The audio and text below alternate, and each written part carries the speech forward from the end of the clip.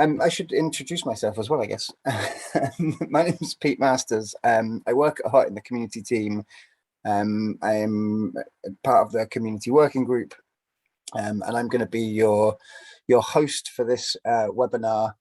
And Geoffrey Catarega, one of my colleagues, and also another member of the community working group, is going to be handling the tech for us today. So that's us. A couple of notices.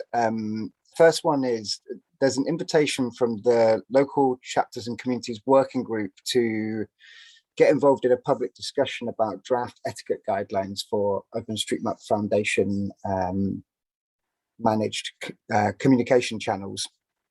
This has been a really big conversation in OpenStreetMap around what etiquette guidelines should include and how they should be kind of enforced or moderated. So this is quite an important conversation, and if you can make it to this event and have a look at the etiquette guidelines being proposed and give your comments, we think it would be really worth it. The second notice is that we have a surprise for you. So we actually have some Phosphor-G tickets to give away today. This is the first of two events, two webinars on the same topic today. One's in a time block that suits people in later time zones. And for each event, we'll be giving away 3 Phosphor-G tickets, which is very exciting. The community working group will actually be hosting a workshop at Phosphor-G as well. But there'll be more details on how you can win those tickets a bit later. So just while we continue to wait for people to come in, a little bit about the community working group itself. So the group is dedicated to supporting and engaging community groups and contributors who are trying to use OpenStreetMap, either data or tools, for kind of a positive social, humanitarian, or development impact. The group is open. You can join us in a number of different ways. There's a forum that we use to collaborate and discuss. There's weekly meetings that you can join, and all the information you need is at that link there, the bit.ly/communitywg. We generally meet on Tuesdays. Again, we split the times so that people from different time zones can join it on different weeks. Please go and have a look, and we'd really look forward to seeing you there. As I said before, this webinar will be live streamed via YouTube. It'll be recorded. You'll be able to watch it again. We ask that everybody involved in the webinar abide by the hot code of conduct. The link is there if you want to go and have a look at the kind of full details, but at its most fundamental, please be welcoming, be respectful, be careful in your word phrasing and tone, and let's try to show empathy. When we disagree, let's try to understand why and discuss that in a welcoming and respectful manner. The way the webinar will run today, we have an hour, which is presentation and discussion. So each speaker will get 3 minutes to present their tip, trick, or challenge. And that should take 35 minutes, assuming all the speakers have limited themselves to 3 minutes. I will be timekeeping. I'm going to be a bit harsh, speakers, so please don't go over your 3 minutes. We then have another 20 minutes for discussion where everybody can get involved either via voice or via the chat. And then at the end, we have a couple of breakout rooms. So traditionally at the community working group webinars, we have networking sessions. So this is kind of networking session loosely based around a tip, trick, or challenge. So at the end of the first hour, we'll be voting for what people want to talk about in the breakout rooms. And then people will be invited to go and join some of the speakers in each breakout room. And yeah, that's a bit more informal, a bit more of a discussion. If you'd like to share this event or anything you hear in this event on social media, please use these hashtags: OSM Community Building, OSM Local Communities. And again, one more reminder for the public discussion of the draft etiquette guidelines. Maybe the slides are repeated. Yeah. So for the Phospher-G giveaway, everyone in the room is eligible to join this and have the chance to win tickets. You'll win it via a feedback form, which we'll share later. So if you give us feedback and help us to make the event better, you'll be able to also put your hand up if you'd like to try and win one of those tickets. Okay, so what time have we got? I think we'll just keep going. So every month, the community working group webinar is a different topic. Today it's local OSM community building. I thought I'd just share why this topic. So the topic was proposed, in fact, by Victor Sunday and myself because of a query or a request for guidance that Victor Sunday came to the community working group with. I won't read the quote here. It's part of a longer kind of framing that you can see on the community working group forum. But essentially, Victor was asking advice about how to sustain community interest, especially amongst mappers who are no longer considered new and have learned all the things they want to learn, in order that they can kind of help to bring on new mappers. And the Unique Mappers Network was struggling a little bit with sustaining the interest of older mappers and therefore having enough people to kind of train and motivate new mappers. So this kind of blossomed into the idea for the webinar, and that's why we're talking today about local OSM community building.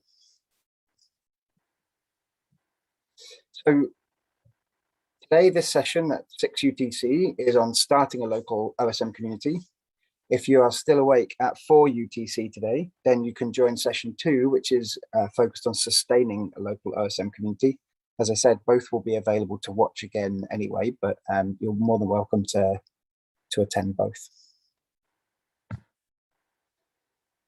Speakers have 3 minutes. It's a bit like speed dating, but not really. In each slide, there's an embedded clock, so we'll be able to see how much time speakers have left. Speakers, when it gets to 30 seconds, please start to wrap up.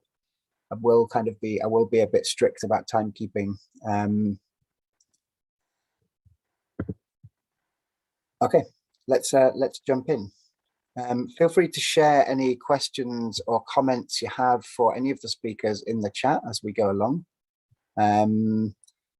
And if you do ask a question or comment, it'd be lovely if you put your name or your OSM username and where you're coming from, either geographically or what community you associate with.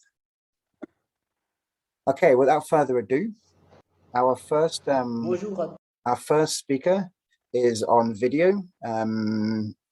Jackson speaks French, so there's subtitles in this video, so we'll watch the video together. Please, somebody open the mic and shout if you can't hear this. Tout le monde, moi c'est Mumbere Kombi Jackson, Yes. Contributeur actif OpenStreetMap RDC, basé à Beni, au Nord Kivu. À la grande question de savoir comment on démarrer une communauté OSM au niveau local, je vais donner 5 ou 6 recommandations à la personne qui voudra démarrer cette activité. Premièrement, il faut que la personne soit motivée et qu'il puisse comprendre ce qu'il veut faire pour ne pas commencer une chose et l'abandonner en cours de chemin. Parce qu'il y a eu beaucoup qui ont commencé la communauté dans leur milieu et ils l'ont abandonné. Et d'autres ont créé des comptes OSM, et les comptes qui n'est pas actifs. Il y a eu seulement quelques éditions, éditions et ils ont laissé les comptes jusqu'à présent. Deuxièmement, il faut que la personne soit familiarisée à certains outils de collecte de données comme OSM Tracker, OSM Hunt et JOSM Street Complete, ainsi de suite. Quatrièmement, il faut que la personne puisse avoir l'esprit d'équipe, d'équipe. L'esprit d'équipe, là, il faut avoir toutes sortes de personnes dans le groupe. Par exemple, les femmes et les hommes. Donc, le groupe soit hétérogène et non pas homogène.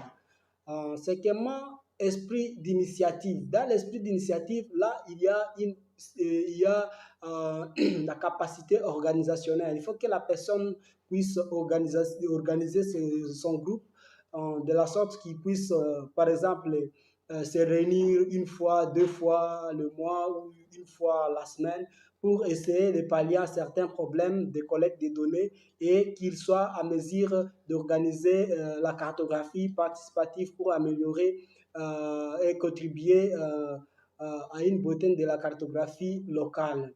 Et cinquièmement ou sixièmement, il faut que la personne puisse répondre à certaines questions, des petites questions que les contributeurs pouvaient même poser. Et s'il n'a pas de réponse, il peut recourir même à d'autres contributeurs, comme je l'ai dit ici, à d'autres contributeurs, à ses prédécesseurs, qui ont un peu de notions, un peu d'expérience que lui.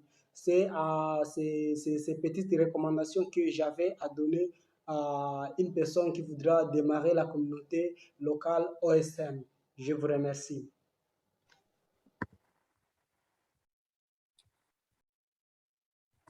Okay, lovely. Thank you very much, Jackson. Lots of interesting stuff in there. We're going to move on to Harry from Crowd to Map now. Harry, can you open your microphone and share with us your tips, tricks, or challenges? Hello, everyone. My name is Harry Kasunga from Crowd to Map, and what we're using right now, we try to engage local activity and show them on how they can help with their work because we've got so many local activities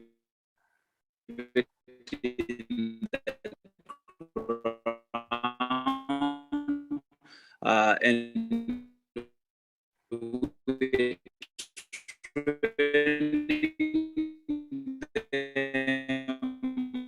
Harry, you're breaking up a lot for me. I'm not sure if that's true for everyone else.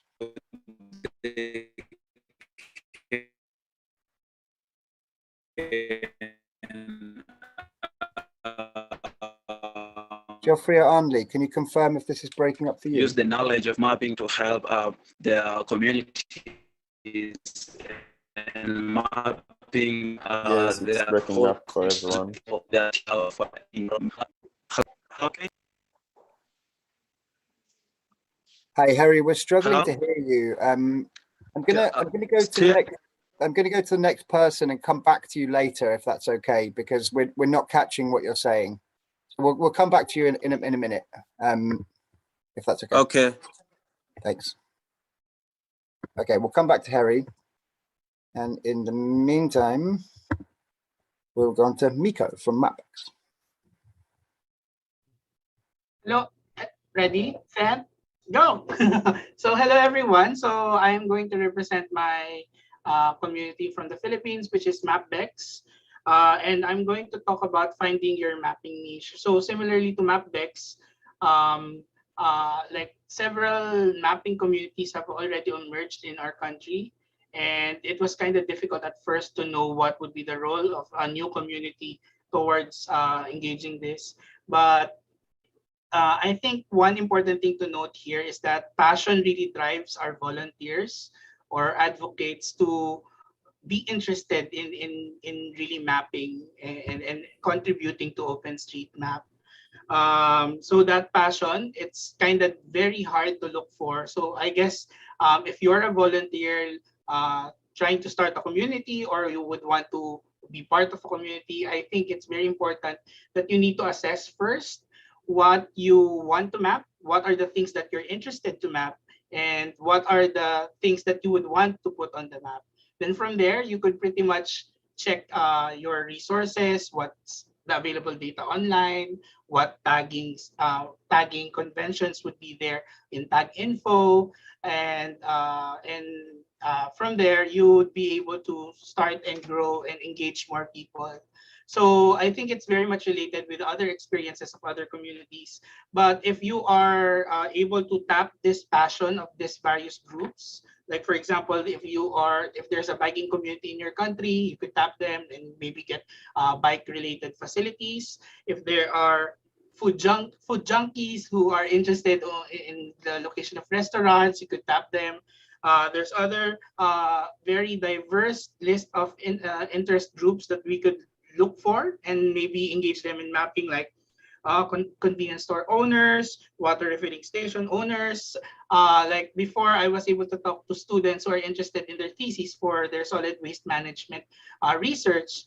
And pretty much we were able to engage them in mapping more materials recovery facilities, trash bins, and in their communities. So I think to cap this off, it's very hard to look for your niche or your role in a mapping community. But once you'll be able to identify your goals, your objectives, you could build that up with maybe testing it first with your friends, since you yourself would have that same group of people who would be engaging in those types of interests. And then from there, you'll be able to expand and recruit. So I guess if you'll be able to tap the passion of this interested people, pretty much they would be staying more, or the volunteers would be there. So yeah, thank you very much, Pete.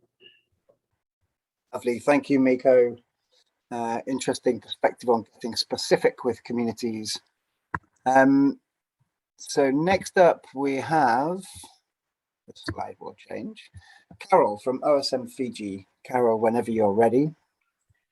Okay. Hi, everybody. Oh, good evening. I'm Carol, part of OSM Fiji. My tip sounds more like one of those Instagram productivity, but it's really based off of experience and how we've managed to build OSM Fiji, which we formed earlier this year. And to really push our activities, we applied for a micro grant, which has turned our community activities into kind of fruition. It's really about finding the right people who want to go in that same direction with you, commit the time, provide that relevant support to kind of spread the gospel of how meaningful volunteerism can be through OSM. Sometimes the work can be quite mundane. You're planning events, there's lots of emailing, lots of Excel sheets, lots of posts, lots of video chats or meetings. So it can be a bit frustrating. So you need to ensure that you do find these right people who are willing to go through this with you. In Fiji, we do have a small geospatial industry where everybody really knows each other and the work they're doing. So that really should be an advantage to us to create communities. However, there's often a failure to start. Ideas are often left as they are, and initiatives, die before they even get off the ground. And this is really, as I mentioned, due to the lack of support of driven individuals who can encourage building this community, ensuring that the activities are continued and trying to be inclusive. So all it takes is reaching out, widening our web to find individuals who have these right ideas, who are doers, people who are supporters, and people who want to grow and are willing to commit this time and effort and sustain this pace for the next couple of months as you take off your community. It's also important to have that connection within your group to mentorship. I think that really provided an added boost for us to kind of get this community off the ground. What strung our group together was the support that we had from John. I think he's on the call. He has really good experience in building communities and events, and he was really able to connect us to possible starting points and making those connections to other people outside of our community to help us get off the ground. So to support our community's events, we also applied for a community microgrant from Hot OSM for financial support. And it also provided that bridge to the official OSM world. And during the application process, you actually get mentorship as well. So Sophie, who was there, really helped us figure out our goals for our community, fishing out short-term and long-term goals that have really helped shaping our community and what we really want to do in the next couple of months. And hopefully, so that's my tip. Hopefully, made it within 3 minutes. That's brilliant. Thank you so much, Carol. Thank you. Okay. Move the slide along. Okay, next up we have Dina from Indonesia. Dina, feel free to open your mic. Yes. Hi. Okay. Thank you. Hello, everyone. Thank you for joining us today. I'm Dinar. I'm going to share a story from the Indonesian community. We are still developing our community, starting from the small and dedicated group. So we started by identifying map gaps and potential resource. Map gaps means the unmapped place that usually with disaster risk. As you know, Indonesia is situated at risk of multiple disaster. So the potential resource available within the community are map enthusiasts from various background that we should collaborate with. For example, a student from the mapping related department are the potential for mapping their hometown or just modify the existing map based on their local knowledge. Now, there is always a first time for everyone. So when we have a plan, issue, or news about OSM, we will share them in the public group. The aim is to get wider feedback and also as an invitation for more people to come to OSM. So from this point, we hope more people will start mapping their local hometown or just using OSM as for their specific purpose. Yeah, we know one dedicated student mapping for ATM for his own project. A common question from OSM newcomer in Indonesia is mostly about the data quality since this is a crowdsourcing, so we need to keep promoting and learning together with the community about data quality. And yeah, we usually did this on the mapathon or discussion in the public group. The challenge here is the local usage of OSM data and also internet connection coverage. Even national disaster agencies and some local NGO regularly using OSM data. It is still needs time and effort to improve the OSM data usage here. Yeah, as a local OSM community in Indonesia, we have to spread and increase the awareness of open mapping platform OSM. To do so, we use also social media to gather and attract people in Indonesia so they can learn and also contribute to OSM. We are doing as a this. We hope this is like a solution or alternative where people can get a good quality of free geospatial data in OSM in this context in Indonesia. Thank you. Lovely. Thank you, Dina. I accidentally restarted the timer while you were speaking. Right, So yeah. thank you for finishing before the end. Yeah. Okay, great. Who's next? So next we've got Chan from OSM Turkey and Yachizonla. Chan, please open your microphone. Yeah, thanks, Pete. And welcome everyone, and thanks for the working group to have us here, having us here in this discussion. So I'm from Turkey. I'm an OpenStreetMap user for the past maybe 9 years, and yeah, we have started within ourselves. We have started engaging with other community members or other people in the in both Turkish OpenStreetMap communities and international communities personally. So it was more of a volunteer thing at the start. And what we did was, I mean, I'm going to overlap with other people there. I mean, I took hints, so I took a peek for other slides as well, so there will be lots of overlap. But the main target should be, I think, when starting a community is to increase those OpenStreetMap enthusiasts. So where the potential OpenStreetMap users, or where the potential would be for this, for increasing that number of the enthusiasts. So our main targets again in Turkey is students, the university students mainly, here because they're more open-minded and easier to adopt the new concept. So less conservative, I can say, than the already working experts in the geospatial area, and also targeting the lecturers and teachers to incorporate OpenStreetMap in the class, in the research, etc., would also give that boost, I think, to increase the number of enthusiastic people using OpenStreetMap. And we should find motivation, and what is the ways to motivate those people? What can I keep? How can I keep that motivation? So because that will bring the retention in the community. So demonstrating how the data can help, demonstrating how that the newcomers to that community would use that data in their advantage, in their work, in their personal life, etc. Find those motivation. I think that would be the key.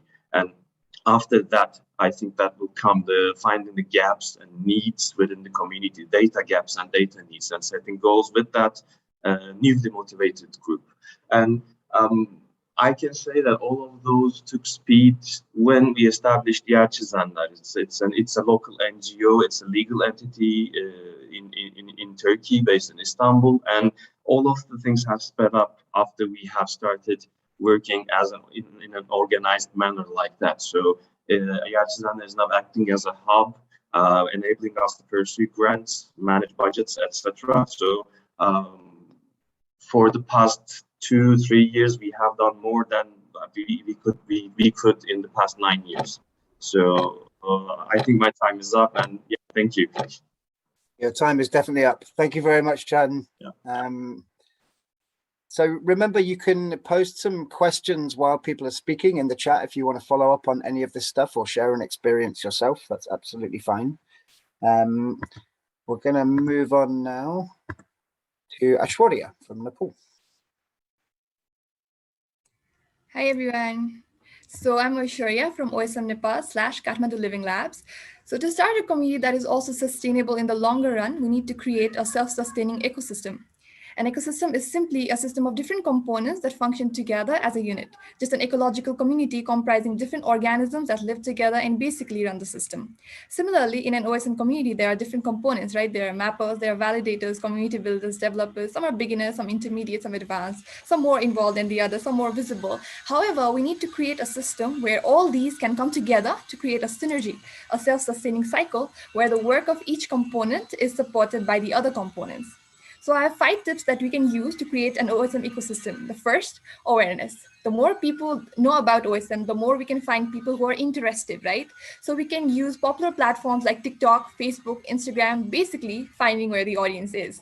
Second is creating scope for the use of OSM map data. Unless there's use, creation has no point.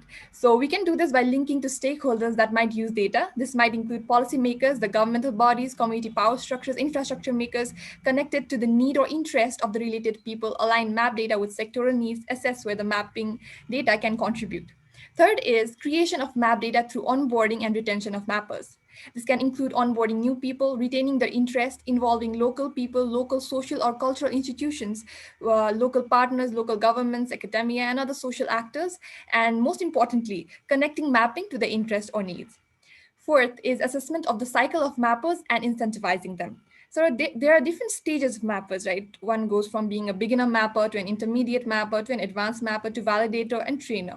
So the engagement and capacity and expectations at these different stages are different. So incentivize them and give tasks accordingly. For example, the capacity or motivation of a beginner mapper can be completely different from that of an advanced mapper. Can we divide tasks between these different categories of mappers? Assess how we can help them level up. How can we incentivize them more? How can we align their needs to mapping at these different stages? The fifth and the last one is bring all these components together. So enhance communication between the mappers, the developers, the researchers, and community builders. Bring the interdisciplinariness together by initiating conversation about needs, gaps, and possible contribution and collaboration. So those are my 5 tips. Thank you. I made it before time. Sure, you finished early. I wasn't ready. Yeah, feels like I made it in life. Okay, lovely. Thanks so much. Okay. Next up, we have Anissa from OSM Italy. Anissa, whenever you're ready, I'll start the clock. Hello everyone, my name is Anissa Kutsi. I got to know OpenStreetMap and started contributing back when I was living in Albania a few years ago, and I was active with the Albanian OpenStreetMap community.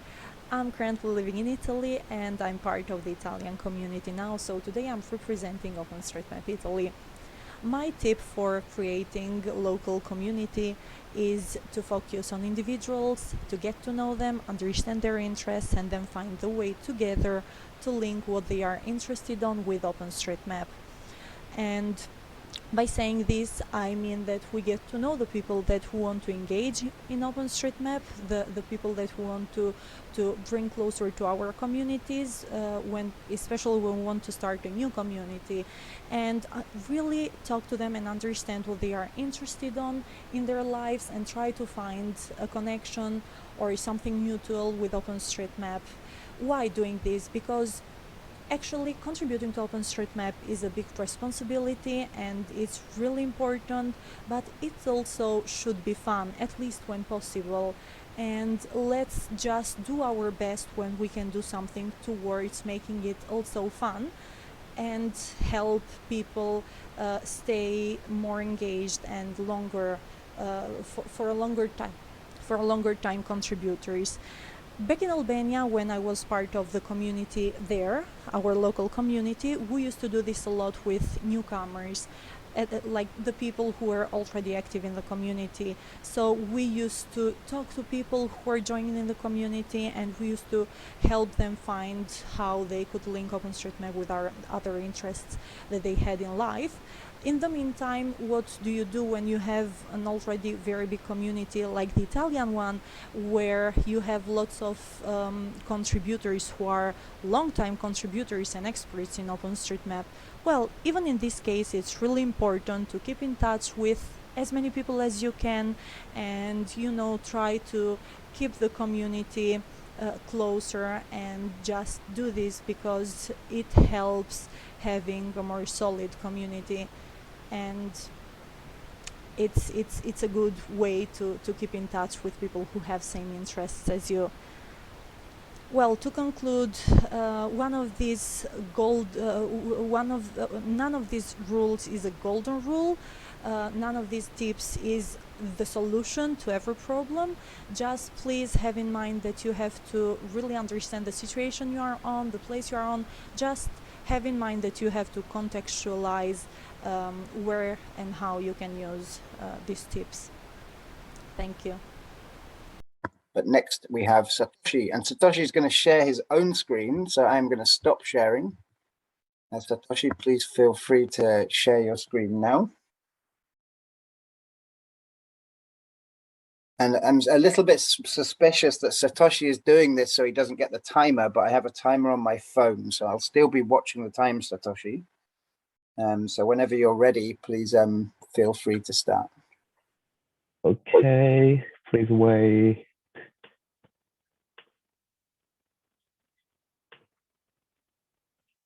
Okay, so hello everyone, I'm Satoshi Ida. So I'd like to share a Japanese mapping trick, weekly Mappy Hour. So the Mappy Hour is held in many countries, but here's a Japanese version. So this is held every Saturday night on the Slack channel for over a year. The concept is to share OpenStreetMap core time together, such as mapping and software development. So what is action there? That's simple enough. So perform some activities and share the results on Slack. So that's all. So this is the actual Slack screen looks like. So mappers post their edits by extracting them with overpass server or just set the change set. Of course, if someone has questions about tagging, etc., so he or she can ask them quickly. So there is very little voice communication. that's text only. So it's a very simple form, but that's what makes it possible to continue. So the overpass query is also simple. So here is a direct output looks like. So while this is a very loose initiative, it is a great opportunity to get to know each other. Also, OSM mapping has a lot of fun, but it requires a certain amount of continuous editing. The fact says that connecting with community reduces the withdrawal rate. From organizers' point of view, this also works as an opportunity to find and foster people who can act as a core of the community. So here is the medium and long-term outcomes.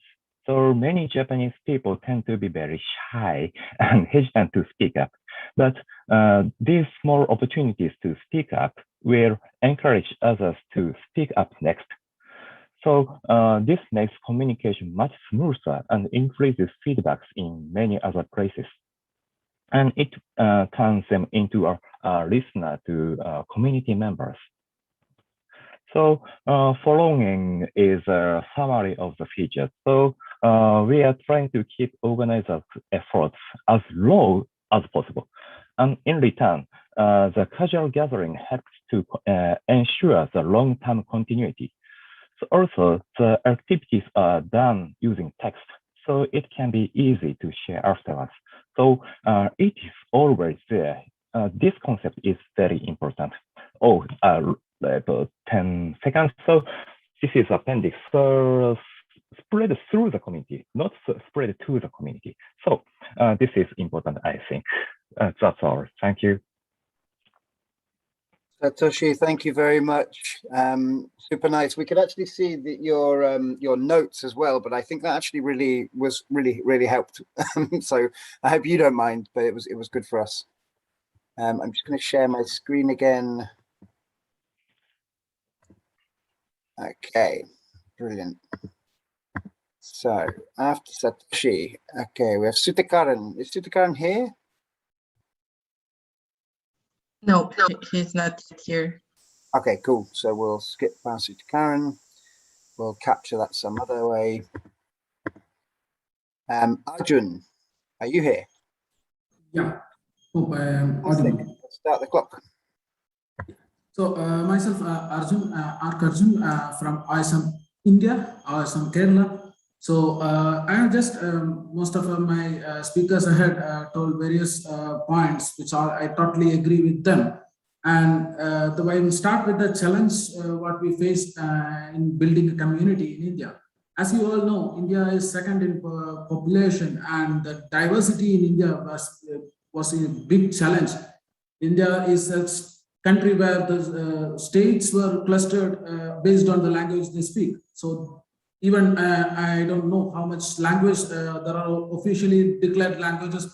There are more than 20 plus in India. So it's hard to build a community with in under one single umbrella. This is the idea where we decided to have a community on more regional level.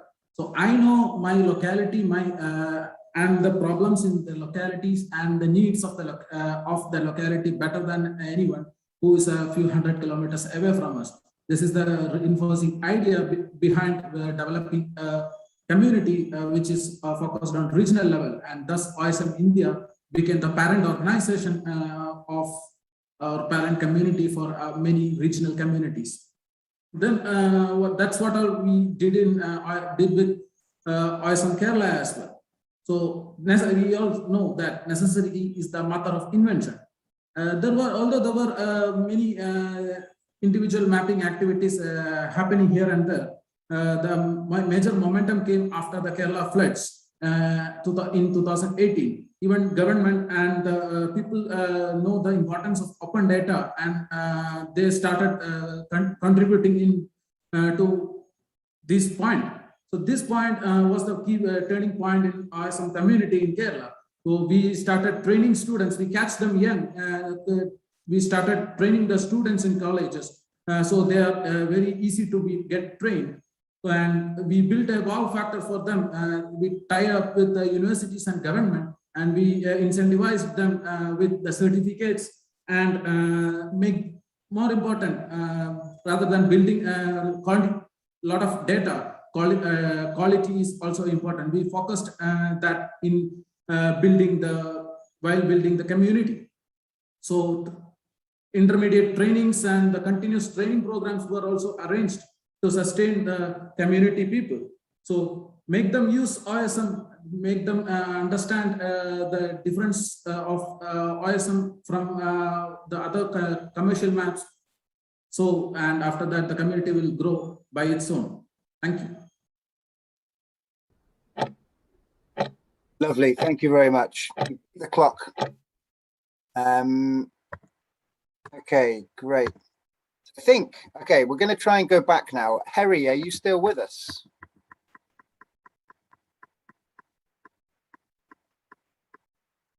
You still have Harry here? I think I've seen Harry kind of dropping in and out. So maybe Anissa, are you here? Hey, I'm in, please. Oh, Harry, Harry, hi. Proceed? Sorry. Harry, go for it. Yes, I can hear you, please. Please go. Can you hear me? Yes. Okay. Welcome everyone. My name is Harry Kasunga. Some of the things that we're doing right now as a CRUT mapper, we try to engage local activities and showing them how to map and how can map help their work. So we've been recruiting local activity around Tanzania, and we've been training them on how those things can work, map can work on their activity, and those people being very helpful and recruit other local people from their villages and community to map. And as us, we always try to meet in every week, single day per week, so that we can keep on training them on how map can help, and also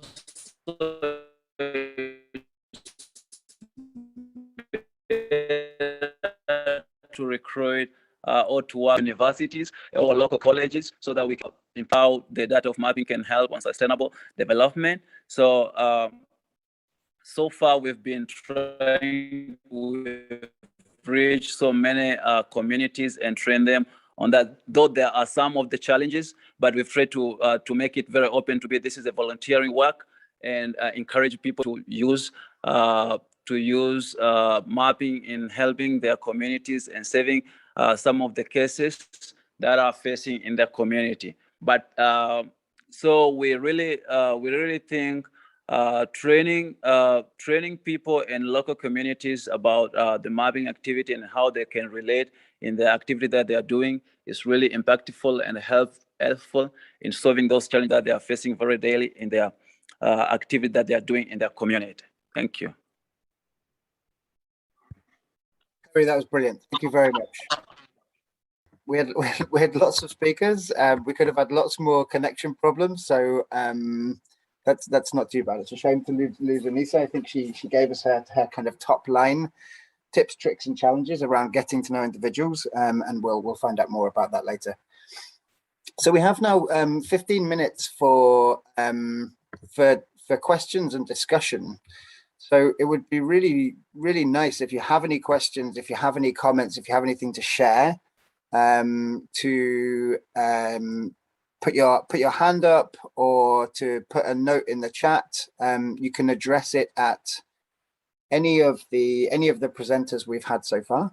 And it'd be great if you could identify yourself or where you're coming from in terms of your location or the community you're coming from. But yeah, the floor is now open, so feel free to ask your questions or make your comments. Okay, so we have a question from Heather. Heather hasn't directed this at anybody, so I guess presenters, feel free to turn on your mic if you'd like to answer. The question is, what can we do more to support local communities to engage in the formal governance of HOT and/or the OpenStreetMap Foundation? So the opportunity to constructively critique HOT or the OSMF and suggest ways that they could better support. So any of our presenters, feel free to open your mics and give us your perspective on this.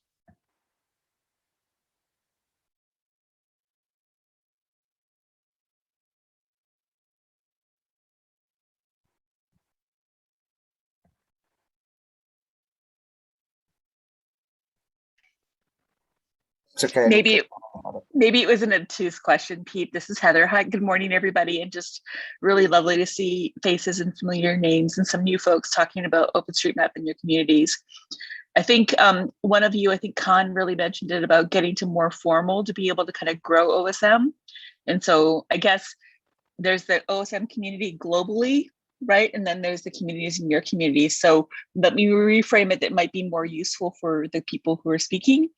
What can we do more to help build governance in local communities to help support your work? What are some of the lessons that Khan had or Slayer or others have learned from building governance to be able to kind of grow your community over?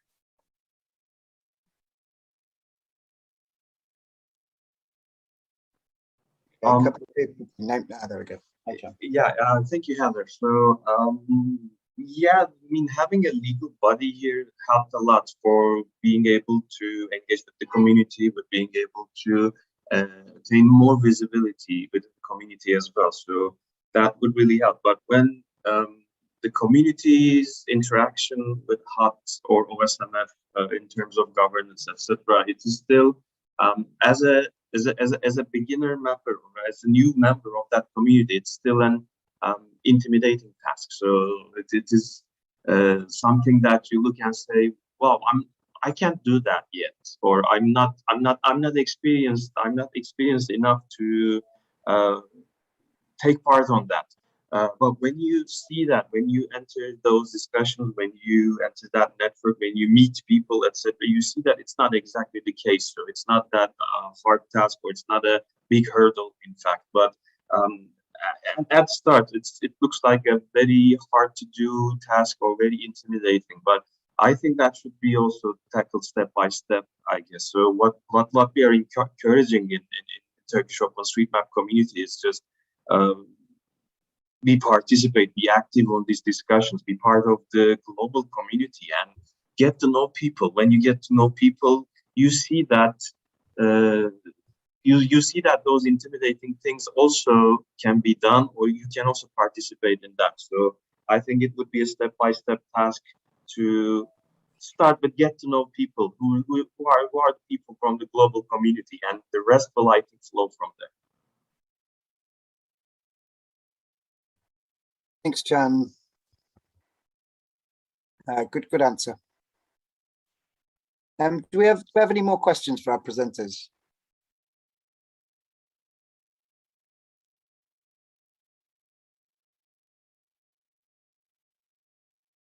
Anyone want to share an experience of their own?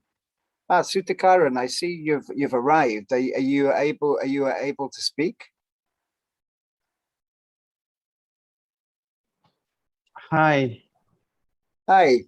Maybe do you want to give us a reduced version of your 3 minutes? Like give us a quick intro into your tip, trick, or challenge. Yeah, sure.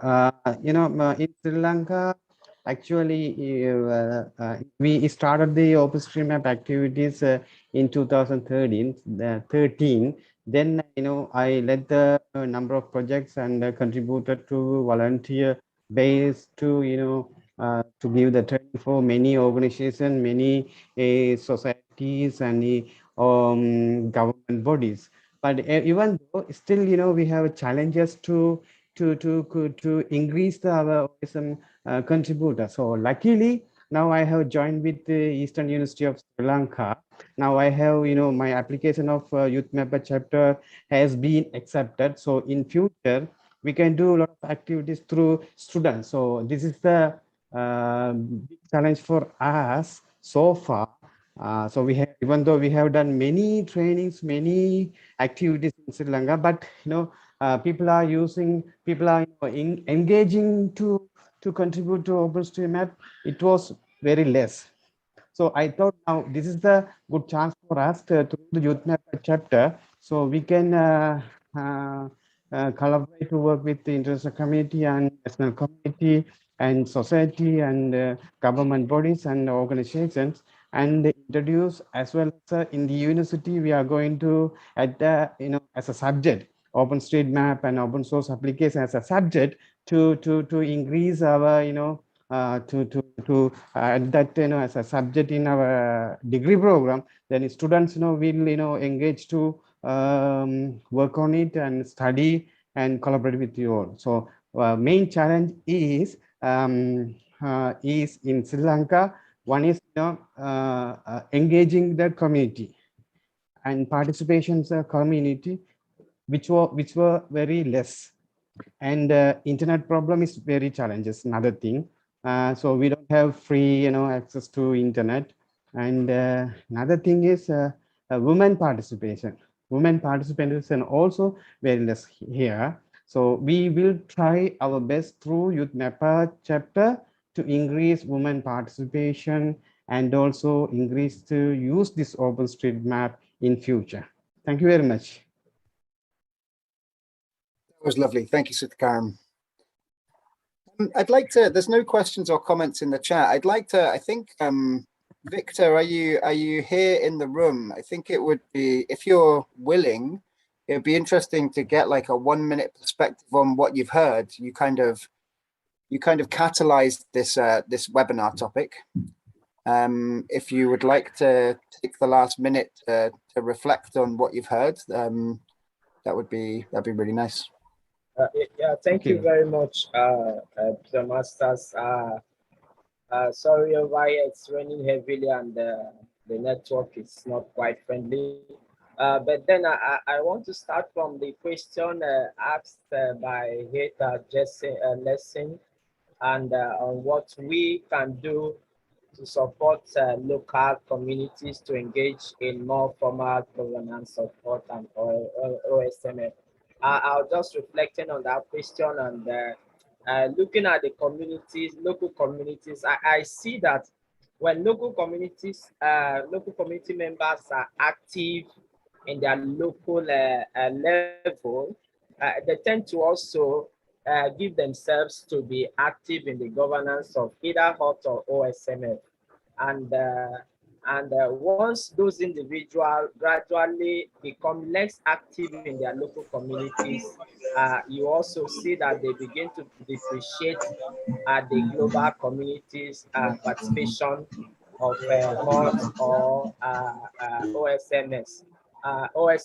And for OSMF, we can understand that for you to actively participate there, you need to pay your annual due.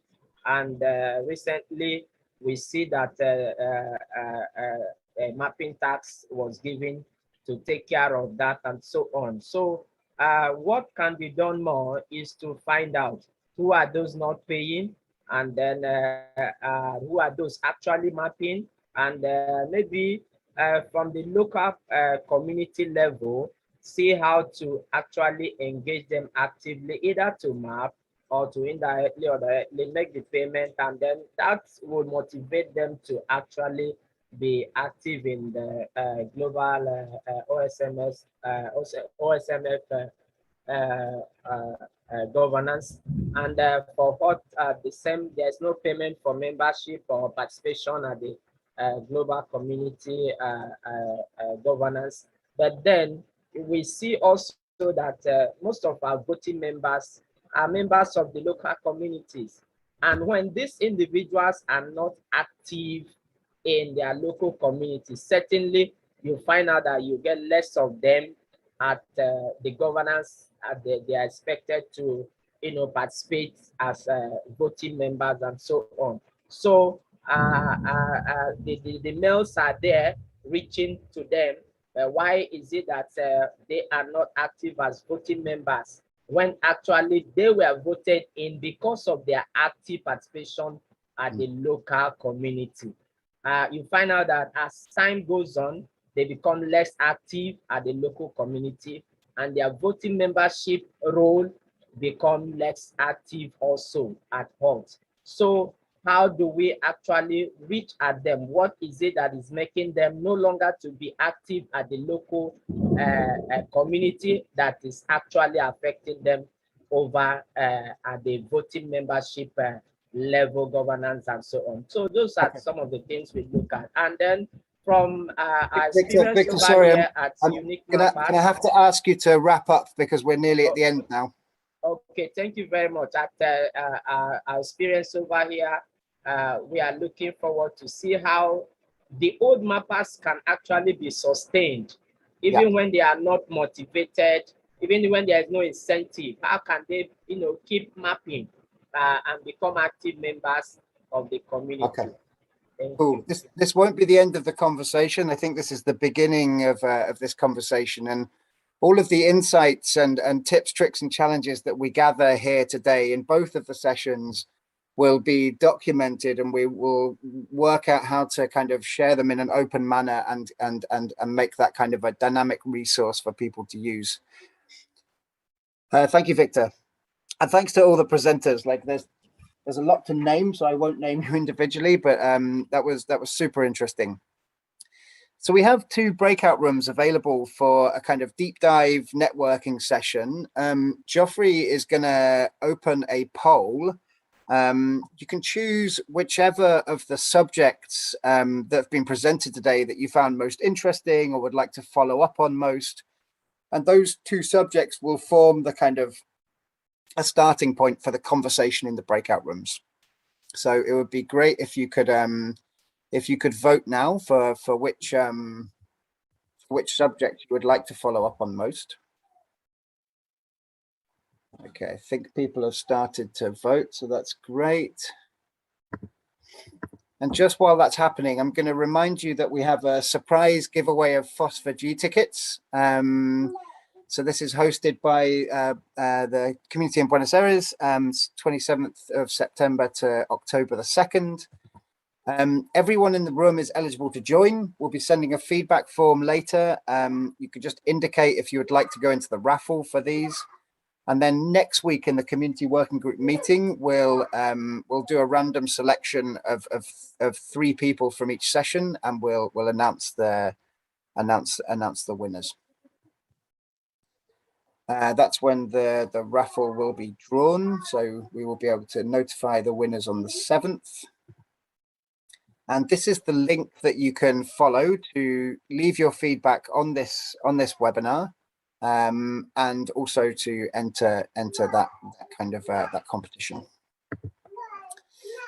Okay, Geoffrey, I can't see the poll results, so maybe you could unmute and tell us what the 2 topics are.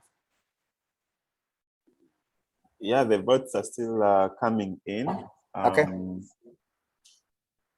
But I can give you the results for the top 3 so far. One is engaging local activists, groups who are passionate about OSM. Another one is identifying map gap and potential resource.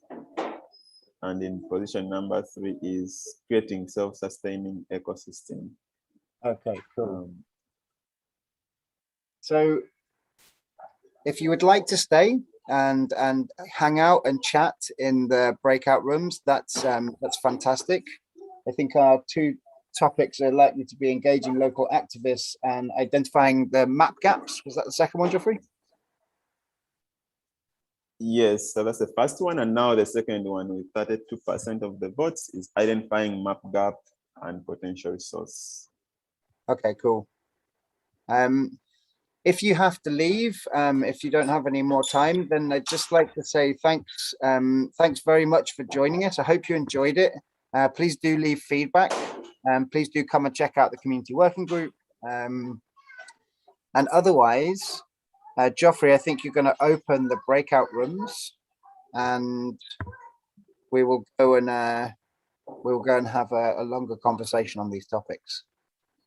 How does it work, Geoffrey? Can people choose which breakout room they join? Yes, people can join the breakout room they want to join. So I'll open up the breakout rooms now.